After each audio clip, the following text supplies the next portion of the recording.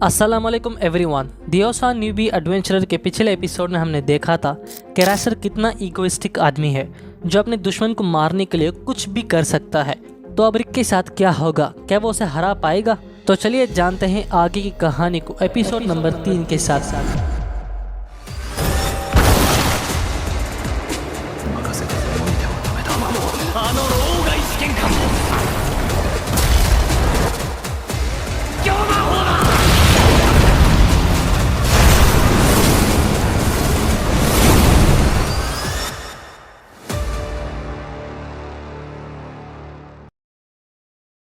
Episode के शुरुआत में हम रैस्टर को देखते हैं जो कि वो सेकेंड टेस्ट में पार्टिसिपेट हुए लोगों का बहुत ही बुरा हाल कर देता है। टेस्टी एरिया में और भी एडवेंचरर्स थे जो ये सब देख रहे थे, जिनमें से एक एडवेंचरर का नाम है अडोल्फ। वो हमें 4 फैकल्टीज के बारे में बताता है।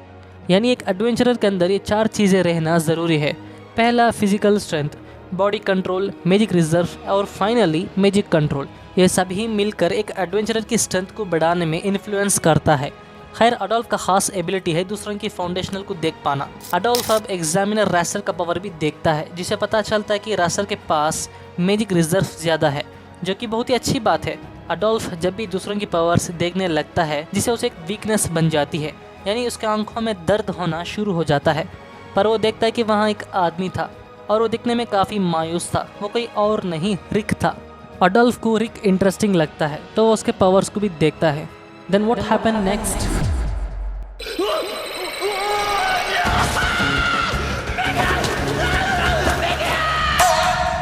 अलीसा और रीनते अपने आप को इंट्रोड्यूस करवाते हैं। फिर रीनते अपने ग्रुप मेंबर के साथ इंट्रोड्यूस करवाती है। नाउ रिक अब एंटर होता है। अलीसा बताती है कि रैस्टर एक ए रैंक एडवेंचरर है जो कि वो हमेशा एग्जामिनीज को घायल कर देते हैं। अशार्क बोलता है कि इससे कोई फ़र्क नहीं पड़ता। अशार्क ये भी बताता है कि हर एक एडवेंचरर मैजिक रिजर्व को अपनी जवानी में ही डेवलप करना होगा, क्योंकि एक एज के बाद वो डेवलप नहीं होता। लेकिन रिक ने 30 एज में एडवेंचरर बना था, जिसे उसके पास मैजिक रिजर्व्स कम है। इसके बाद हमें उनके एक फ्लैशबैक दिखाते हैं जिसमें रिक के पैर में बहुत ही हैवी लोहा बांध दिया था। उसी के साथ 100 किलोमीटर्स उसे भागना होगा, जिसे सुनकर रिक पागल हो जाता है। इतना ही नहीं बल्कि उनके रास्ते में कई सारे मॉन्स्टर्स भी होंगे। रिक काफ़ी गुस्से में था। तभी उसे रीनते की बात याद आती है। वो बोलती है कि रिक समा, मैच शुरू होने के बाद पहला 1 मिनट अपने इमोशंस को कंट्रोल करो और अपने अपोनेंट्स को ऑब्जर्व करने पर ध्यान दो। रिक अब उसके अटैक्स पर फोकस करने लगता है। रैसर उस पर लेवल 1 और लेवल 2 मैजिक से हमला करता है, लेकिन रिक को कोई भी अटैक हिट नहीं करता, जिसे देखकर अलीसा हैरान हो जाती है। अशार्क बताता है कि रिक ऑलरेडी अब वो एक एसरिंग जितना पावरफुल बन गया है। रीनते बताती है कि बस फर्क इतना ही है कि वो खुद अपना पावर्स को नहीं जानता।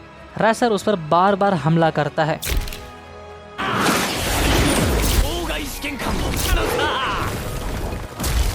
लेकिन रिक उस पर अटैक नहीं करता।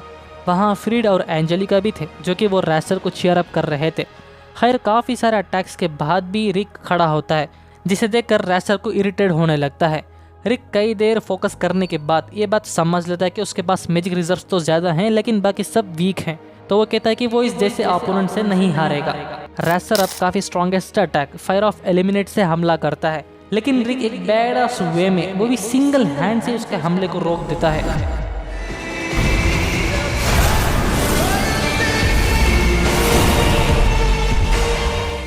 जिसे देखकर सबकी धज्जियां उड़ जाती है। असल में अशार्क सिर्फ स्ट्रेंथ पर फोकस करके ट्रेन किया था, बाकी ट्रेनिंग तो रीनते, एल्डवॉफ और ड्रैकुल ने भी दिया है। रैसर पूछता है कि वो 2 साल में इतना स्ट्रॉन्ग कैसा बन पाया। रिक को यह सवाल काफ़ी परेशान कर देती है। क्यों, आप खुद ही देख लो।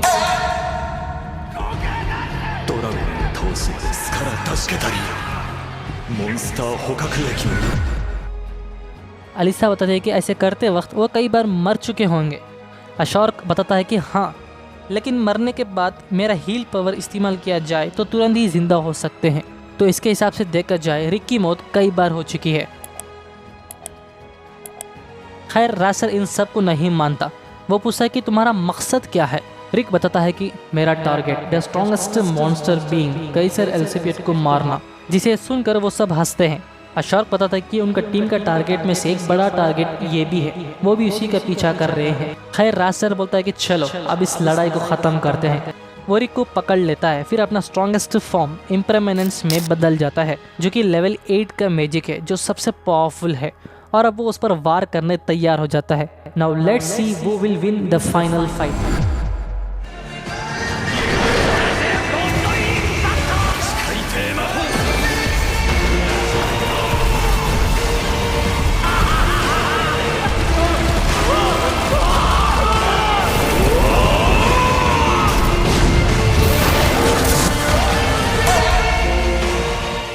रैसर अब बेहोश होकर पड़ जाता है और वो हार गया था। सारे एडवेंचरर से देखकर काफ़ी हैरान हो जाते हैं। वेल मैच जीतने के बाद रिक अपने सीनियर से थैंक यू कहता है, जिनके बदौलत वो इतना स्ट्रॉन्ग बन पाया। सभी उसे कंग्रेट्स कहते हैं। तभी वहाँ रैसर और बाकी दोनों आ जाते हैं। रिक उसे एडवाइस देने लगता है कि वो कभी भी किसी को कम मत समझे। रैसर बताता है कि वो ज़रूर वापस आएगा और वो उसका अगला टेस्ट का भी एग्जामिनर रहेगा। फिर वो वहाँ से चले जाता है और इसी के साथ ये एपिसोड एंड होता है। अगर ये वीडियो पसंद आई तो लाइक एंड शेयर कीजिए, जिससे मुझे भी पता चलेगा कि आप किस एनीमे की वीडियो ज़्यादा चाहते हो। और आप हमारे चैनल पर नए हो तो हमारे चैनल एनीमे बाजार को सब्सक्राइब करके साथ ही बेल आइकन ज़रूर से ऑन कर दीजिए, ताकि आपसे हमारा कोई भी वीडियो मिस ना हो। मिलता हूँ अगले एपिसोड्स में जल्द। शुक्रिया।